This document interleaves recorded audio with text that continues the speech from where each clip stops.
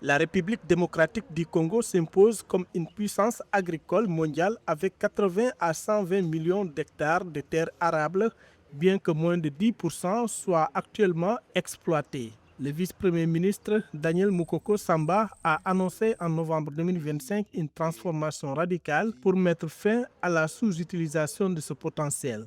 L'objectif prioritaire est d'atteindre la souveraineté alimentaire pour réduire une facture d'importation de 3 milliards de dollars par an. Le gouvernement cible particulièrement l'autosuffisance pour des produits de base tels que le manioc, le maïs, le soja et le riz. Le pays est dit disposer de près de 80 millions d'hectares de terres arables. Ce potentiel agricole est aujourd'hui largement sous-exploité.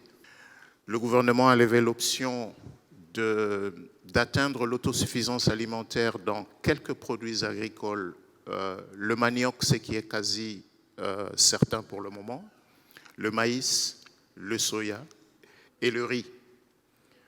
Parce que nous dépensons près de 3 milliards de dollars chaque année pour importer des biens alimentaires qui, comme je le disais tout à l'heure, peuvent bien être produits dans le pays. Pour réussir cette mutation, le vice-premier ministre souligne la nécessité de dépasser la simple production pour bâtir une chaîne intégrale. Cette vision s'inspire de modèles de réussite africains, notamment l'Éthiopie, devenue une référence dans la production céréalière. Il est évident aujourd'hui que la République démocratique du Congo a besoin d'apprendre les leçons d'autres pays qui ont réussi dans ce domaine. Nous regardons beaucoup ce qui se passe en Éthiopie.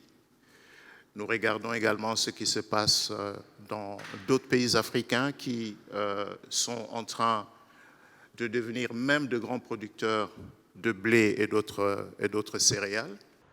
Pour rappel, la République démocratique du Congo figure parmi les 3 premiers producteurs mondiaux de manioc aux côtés du Nigeria et de la Thaïlande avec une récolte annuelle estimée entre 15 et 30 millions de tonnes. Cette culture est le pilier de la sécurité alimentaire nationale, représentant environ 75% de la production vivrière totale du pays.